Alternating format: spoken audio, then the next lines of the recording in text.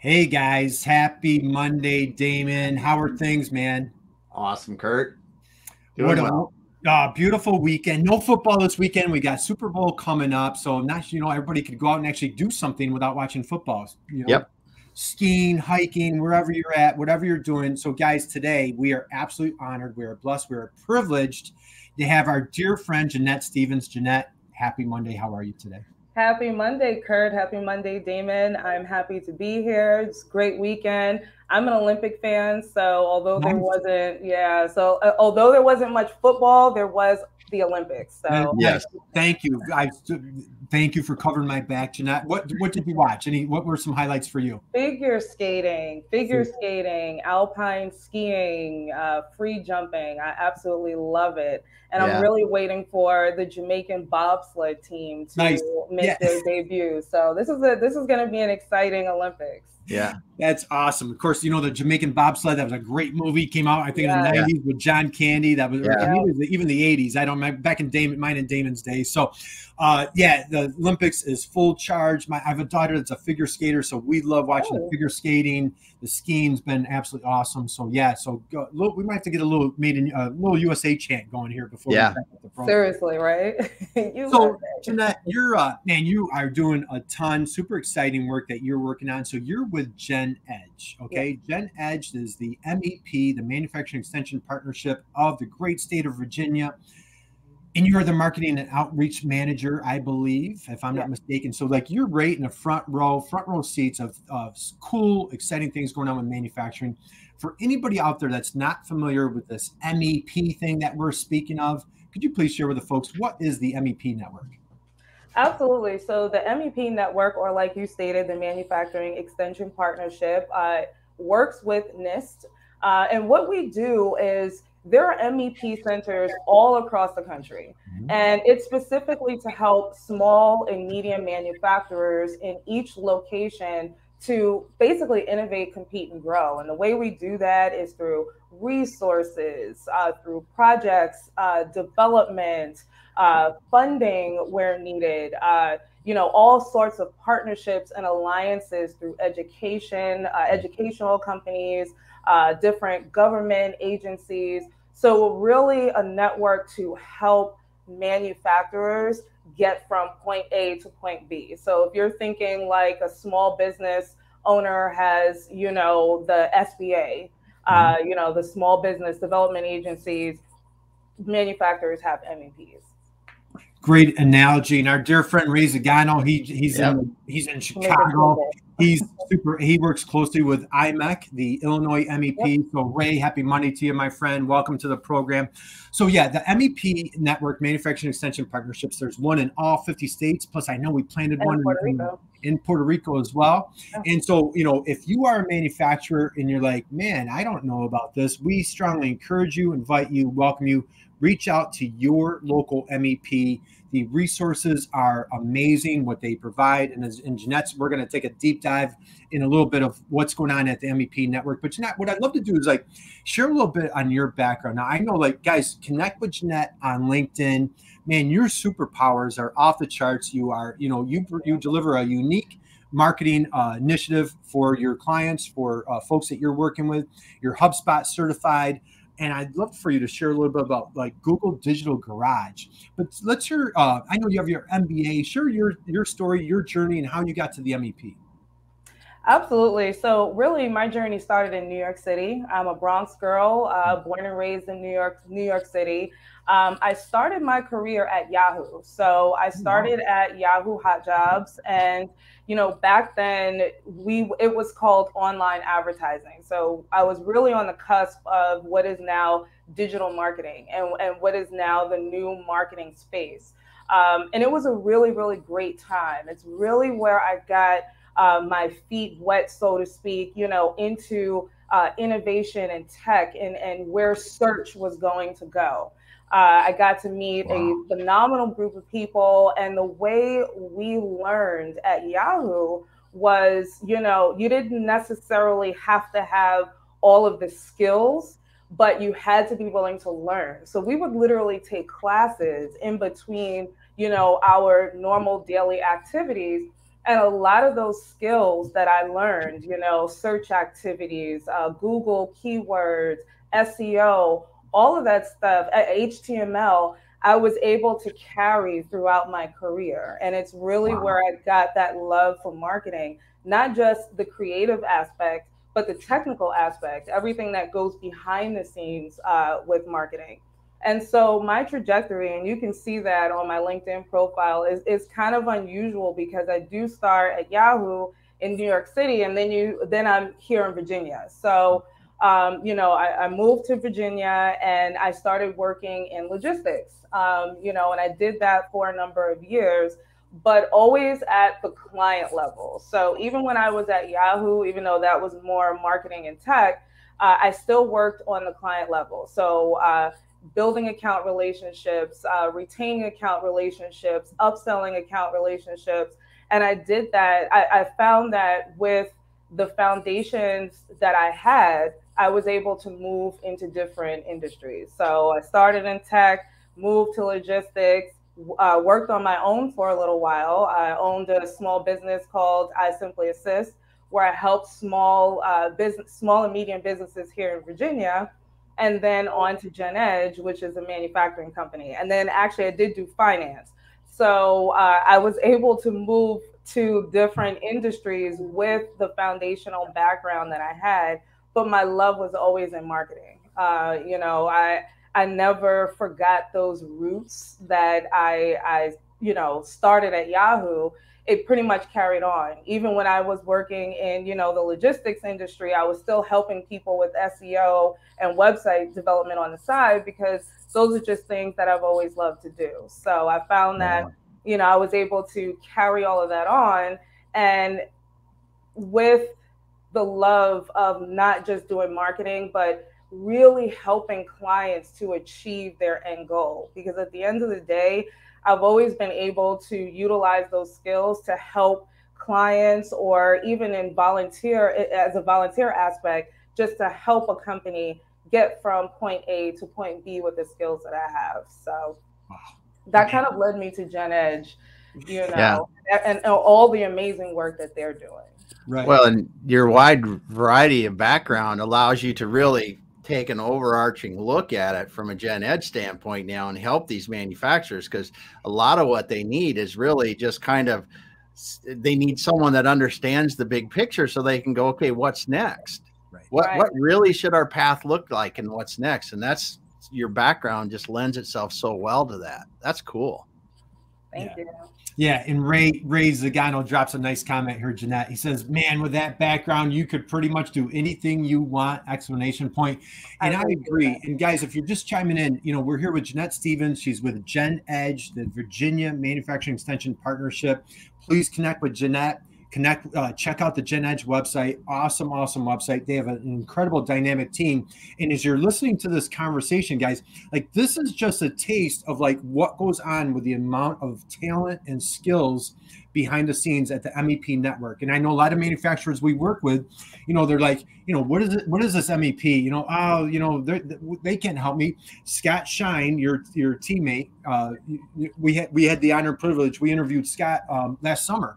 Yeah. And Scott was a great, successful entrepreneur, had a great corporate career, landed as an entrepreneur, built up a nice manufacturer, sold his company, and then all of a sudden saw his wife was going to kill him if he didn't get out of retirement.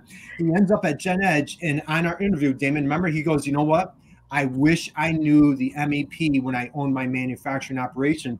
So Jeanette, let's take a deeper dive into your marketing superpowers. And again, guys, listen to what she's describing. My goodness. Yeah, you're a pioneer at Yahoo. You've covered finance. You've covered logistics. What brought and you are so passionate, Jeanette. I mean, this enthusiasm just so contagious. What brought you to GENEDGE? Where was manufacturing even on your radar? Hey, I'm going to bring my marketing superpowers to the manufacturing world. How'd that look? At the end of the day, it wasn't something that I was specifically searching for. Mm-hmm. I didn't say, now I'm going to jump into manufacturing. Right. It wasn't that at all. It was, I was working on my own, doing small business, helping small businesses with their marketing issues. And I was also helping nonprofit organizations as well connect with their customers. And, you know, like I said, at the end of the day, for me, it's always about the end goal for the customer. You know, I feel that I take everything that I have and I use that to help my client get to where they want to go. And I felt like, you know, I wanted to be able to validate those skills again in a corporate setting. So I started off with that. I kind of left it in my corporate career. I retaught myself everything about what was happening in marketing today. You know, what's happening in marketing today, what's happening as far as the tech side, analytics, you know, how are we pairing everything today? Put myself back in school, got into Strayer's MBA program. They had a digital entrepreneurship program, which was led by Cheddar. John Steinberg, I don't know if you're familiar with him. He was the COO of BuzzFeed, was an amazing mentor. I worked with Charlene Walters, PhD. She wrote Launch Her in Her Entrepreneur. And I, you know, I got this amazing education and this outstanding experience. And I said, you know, I want to be able to utilize that on the corporate level again. So I started looking, and all of a sudden, you know, in my job search, I see this posting comes up, and it says, you know, how would you like to make a difference in Virginia's economy? You know, economic development. Yeah. And I started reading about it, and I'm like, oh, what is an MEP, you know, and how does that work? And I start thinking about manufacturing and how, you know, manufacturing is really the foundation of what the United States of America is. You know, it's what keeps us alive, you know, it's what keeps us moving. And from working at a logistics company, you know, with truck drivers, I mean, these guys and women are what, you know, keeps America this amazing place that it is. And I said, wow, you know, there's a chance that I could help an organization like this, you know, be even greater than it already is. And so I just felt like it was my mission at that point to try and get on board. And luckily, knock on wood, I was able to do that. And now in my role as the marketing and outreach manager, it's my sheer goal to make the MEP not the best kept secret anymore, you know, in Virginia. You know, speaking from a GENEDGE standpoint and what we do here in the Commonwealth, you know, I want to make sure that small and medium manufacturers know who we are, you know, that they don't feel like an island. And a lot of times small businesses, it really doesn't matter what industry you're in, you can feel like an island, you know, with everything that's going on, especially with manufacturing today, with the supply chain issues, you know, workforce issues, technology is coming on board, you know, how do we fit that in? It's Oh no. Oh, did we lose her? Well, we'll wait. She'll be back in a second. Oh my gosh, like this is so good. Oh yeah. She is so amazing, man. And I mean, this is just pure fire. So all right, guys, stick with us. Hopefully she's gonna be right back. Maybe we just had a little mishap, or maybe she lost power for a second. So I will but Jeanette, I mean, just thinking about her background there, and you know, we're today, if people didn't see, we're reviewing. I'm looking at my other screen here. Jeanette Stevens from GENEDGE talking. Okay, here she's coming back. I'm so sorry. No worries. We filled in because we were just you're on fire. So just if you want to pick right back up, this is so good, Jeanette. Yeah, no, you know, and I do apologize because I talk with my hands. Maybe it's because I'm a New Yorker. Yeah.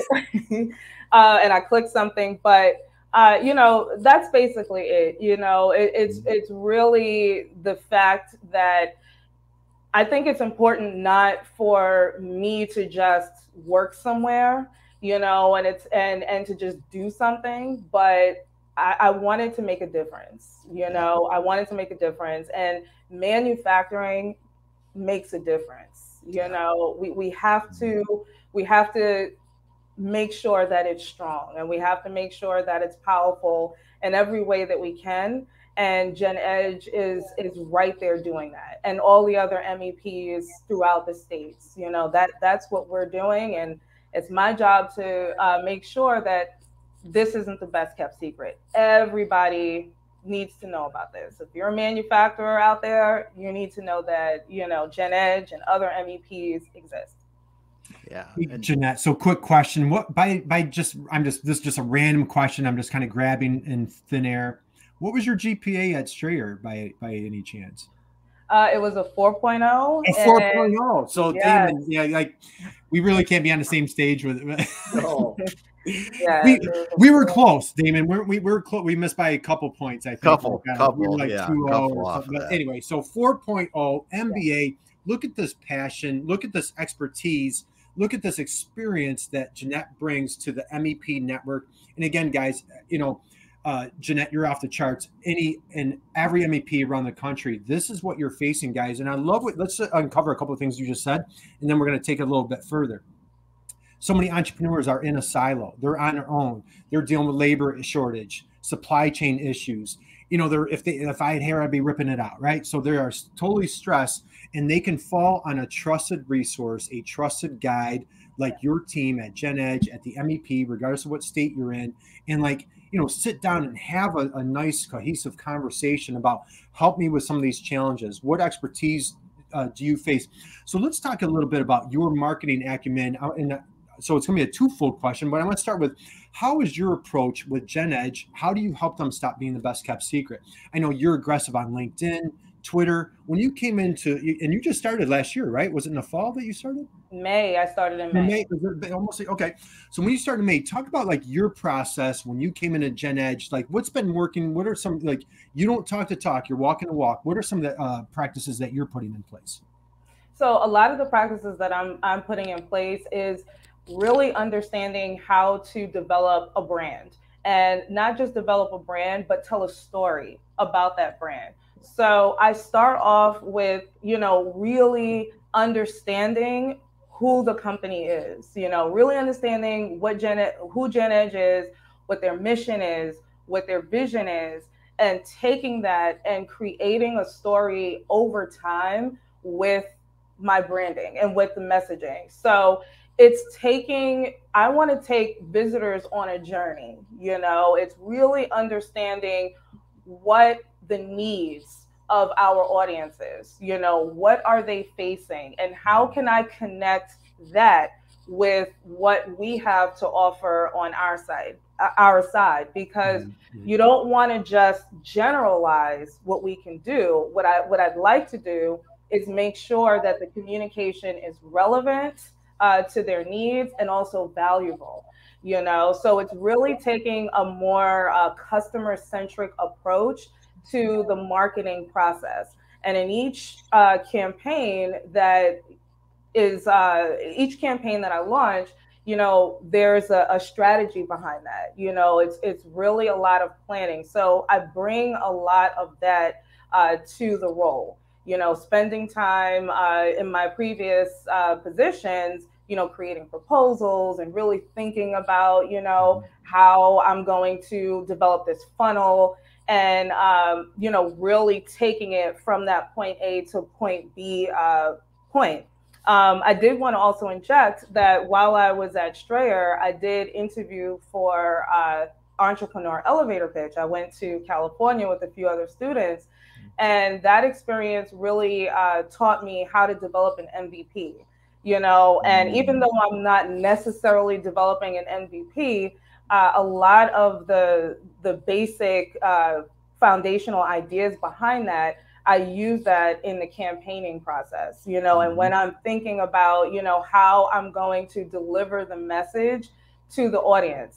But aside from that, I'm also looking at the reporting aspects. So that's where a lot of the Google stuff comes in. You know, it's not just posting and looking at a lot of the vanity metrics, how many people liked or how many people are following, but it's really taking a deep dive into what they're looking at, what they're interested in. When I'm sending out an email communication, what they're clicking on, why they're clicking on certain things, and tailoring, iterating my message over time so that, you know, once I get to a point where I fully understand the needs of the audience, then I'm delivering a message to them every time that I know is relevant, I know is valuable, and I'll be able to see our brand grow over time, which is what I'm seeing. So, you know, from the start in May to where we are now, I'm definitely seeing where there is a low buzz, you know, and the way I like to think about it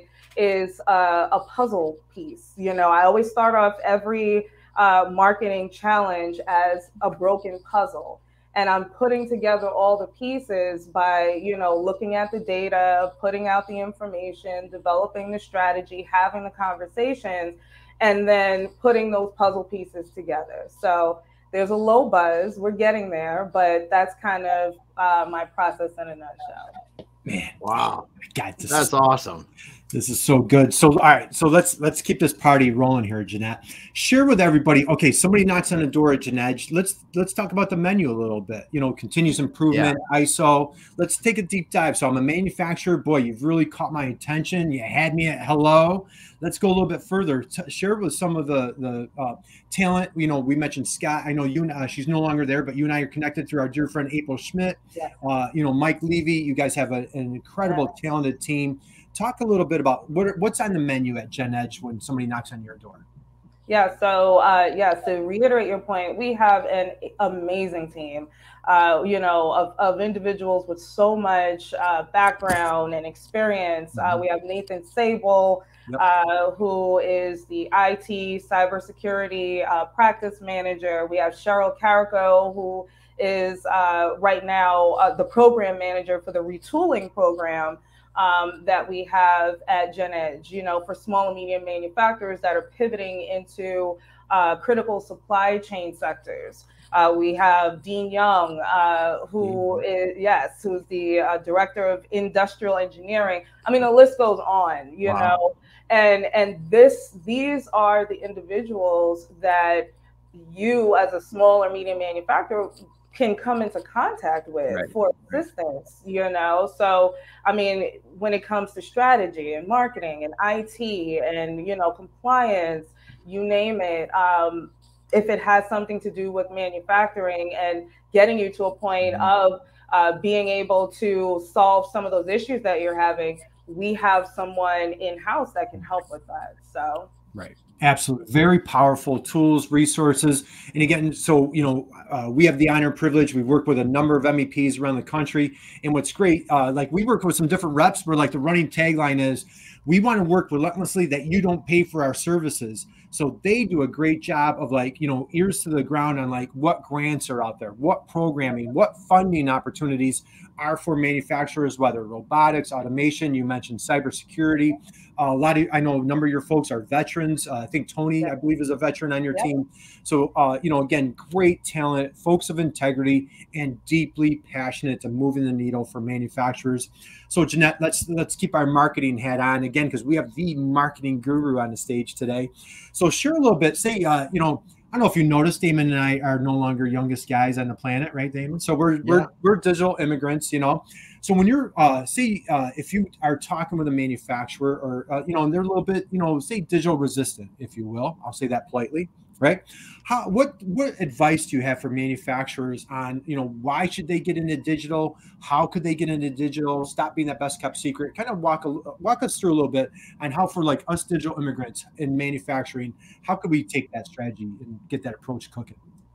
Absolutely. And, you know, what I like to say is, in order to really, you have to look at where technology is going. You know, it used to be where you can connect to your audience via direct mail or, you know, even a television commercial, but trade shows, networking events. And I'm not saying that those things are dead, because they're not. Networking is extremely important, but you have to have a presence online. You just have to. I can remember talking to small and medium businesses, you know, 2-3 years ago. And they all thought this is, social media guff. I don't really need to be on there. I don't know why I need to do a live and, video and that kind of thing. Instagram, who needs it?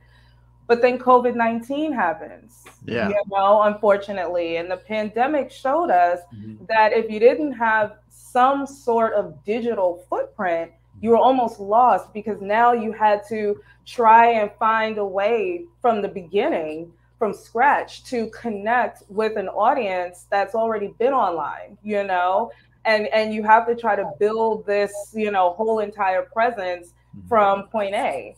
So what I would tell a manufacturing company is that, yes, digital has to be in your package. You can include some of the traditional forms of marketing, because, if it's not broke, don't fix it. But at the end of the day, you still have to be able to connect with a wider audience online, because about 90% of folks are online at any point of the day. So you want to be where they are. You want to always be able to meet your customers where they are, and not just your customers, but potential customers. You never know who can come across your information. So that's what I basically would tell them.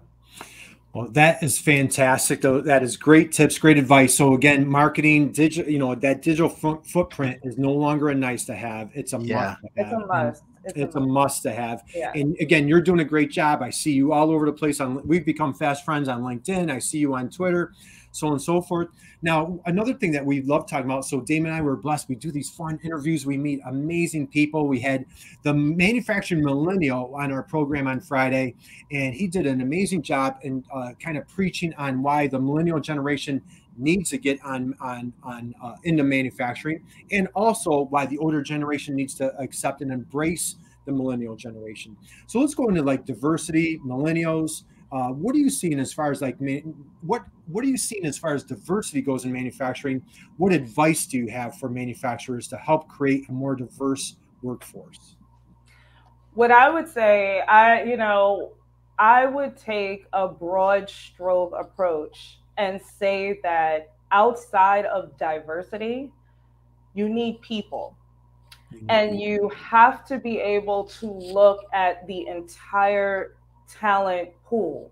And you have to be able to be willing to look in places that you would not normally look for talent. You have students that, may or may not be interested in getting a college degree, but at the same time, they may or may not know that these positions are available. As an older person in manufacturing, you have to be willing and open to learning new things. You don't know everything. And you have to be willing to take a step back almost and say, okay, this person is younger than me.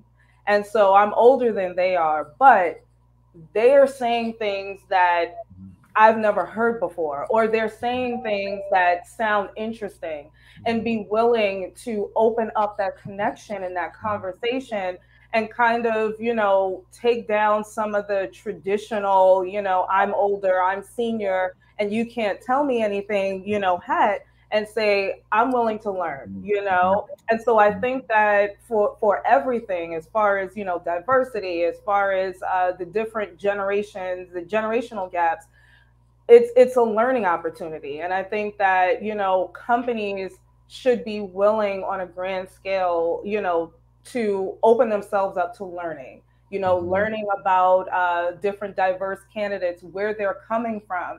You may have a position that's open and you're looking for someone with this college degree from a Big Ten school, or, a school that you can recognize, but there may be a candidate that's perfectly viable that didn't go to one of those schools. Maybe all they have is the experience or a couple of certifications, and could be, a good hire. So it's really just, kind of taking a step back from some of those mental blocks and saying, okay, I'm willing to learn. I'm willing to open up the field so that I have more, you know, more opportunity to get more people, more opportunity to learn more, and therefore do more, you know, and I see that that would be a very successful way to go, you know.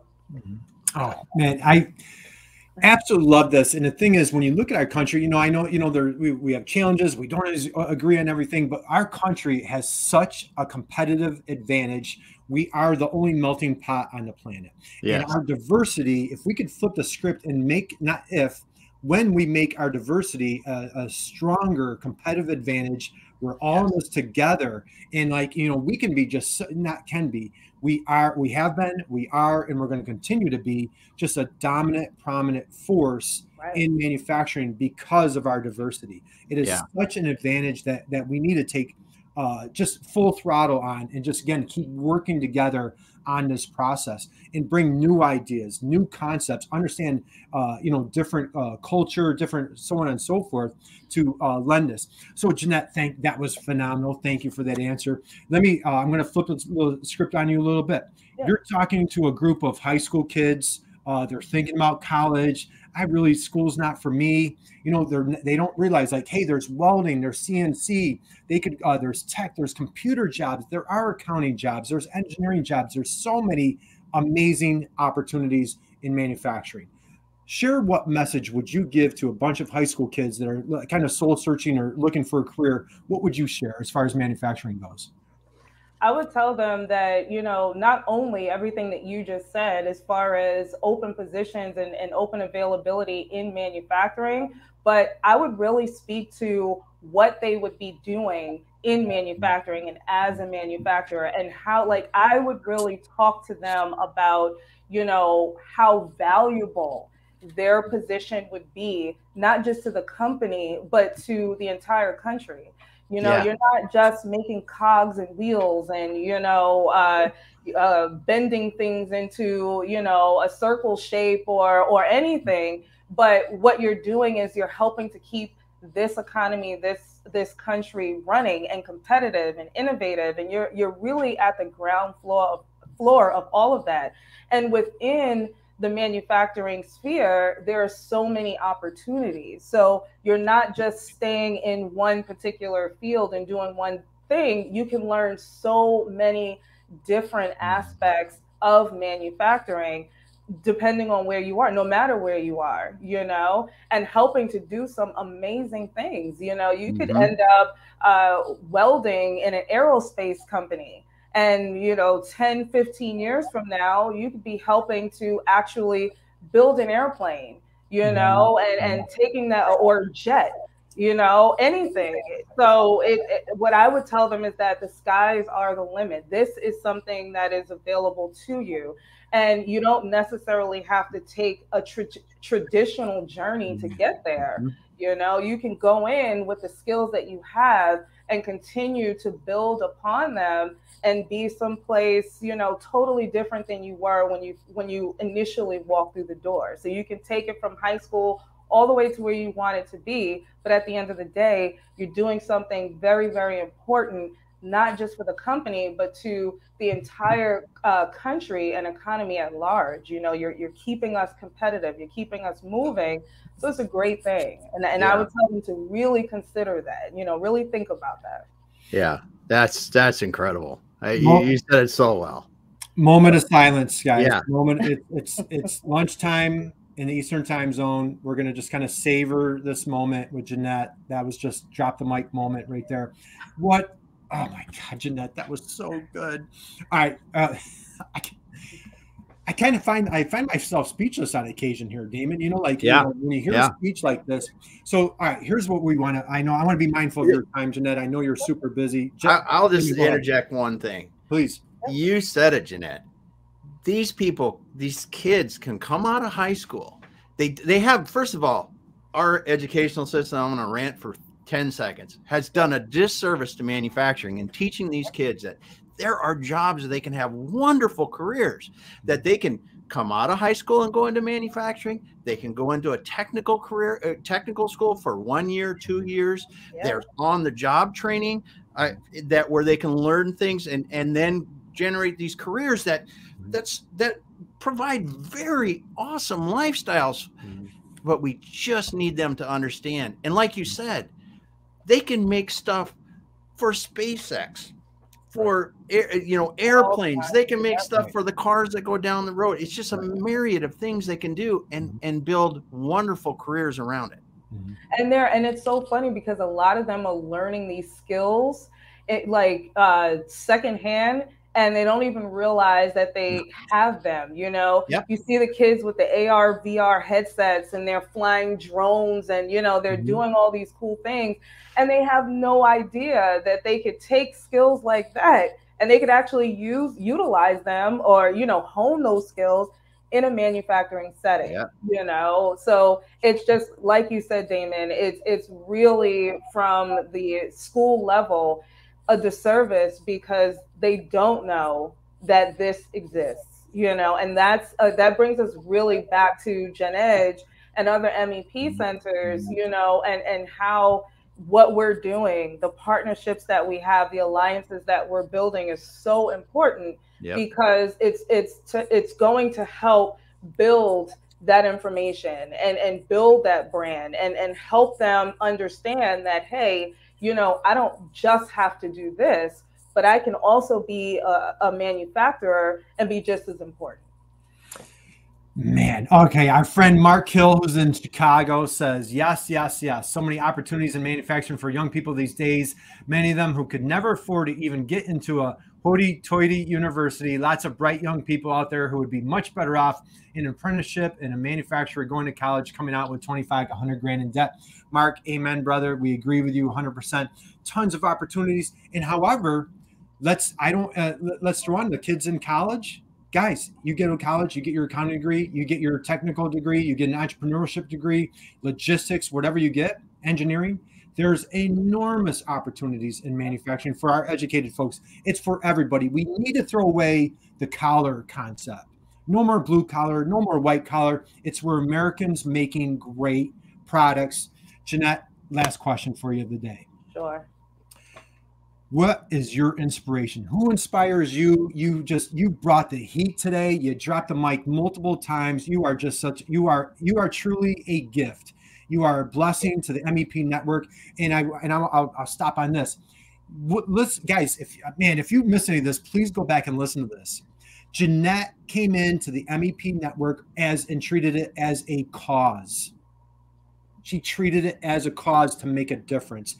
God bless you for bringing your talents, your skills, your energy to the MEP network, to USA Manufacturing. Who inspires you? What gets you fired up every day? You know what gets me fired up every day is just the values that I learned of, as a child and over time. Really, my father, I lost him in July. He was, thank you, but he was a huge inspiration to me. My mother as well. I could remember my mom doing all sorts of things, volunteering and, going to the different schools. She started a program in an inner city school in Brooklyn. I've just always been around people that wanted to help and wanted to make a difference. I grew up in the church and I had a grandmother that was cooking every Sunday, making sure that people ate and had meals. And it's just those values, and it's just that thought process that says, it's not just for the service aspect, but it's also just my world at large. I want to be able to make a difference, even if it's something small. And I want to be a part of organizations or an organization that is doing that. And so what fires me up every day is just really,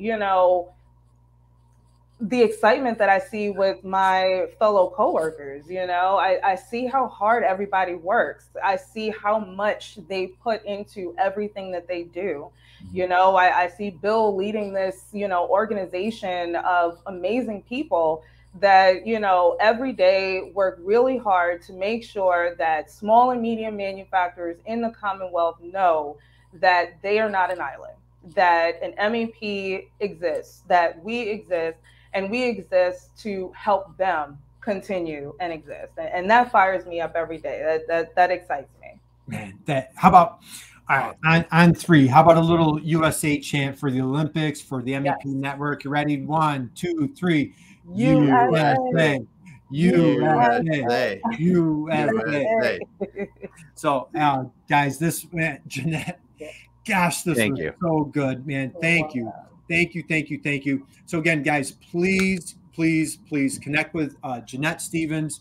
Jeanette, I'm just going to be redundant. What a gift. What a blessing you are. Thank you for sharing your inspiration today with us. Damon and I are so honored. Manufacturing Monday motivation. Did Mark Hill just dropped a little USA in the chat box? Thank you, Mark. Yeah, man, Mark. Did she just bring Manufacturing Monday motivation or what, Damon? We couldn't have asked for any better today. So thank you. Connect with GENEDGE. Connect with your local MEP. For all of our manufacturers out there, young folks, take it from Jeanette, man. Pursue that career in manufacturing. Jeanette, hang out with us 1 second. Yep. Guys, go out there, absolutely crush it this week. Damon, this Friday, we have John Jantz on our Friday program, the author of Duct Tape Marketing. I mean, this guy's a Wall Street bestselling journal author, great book, so great guest. And Jeanette, you'll love this. Next week, we have a gentleman, Gene Jones. He's a veteran from the Purdue MEP. He's going to be he's sharing the stage on Valentine's Day with us. So I've been teasing him about that. I'm like, he gets to share Valentine's with Damon and myself. So Jeanette, thank you for all you do. Guys, go out and have an awesome day, awesome week. And hang out with us 1 second, Jeanette, we'll end the broadcast. Happy Monday. Happy Monday.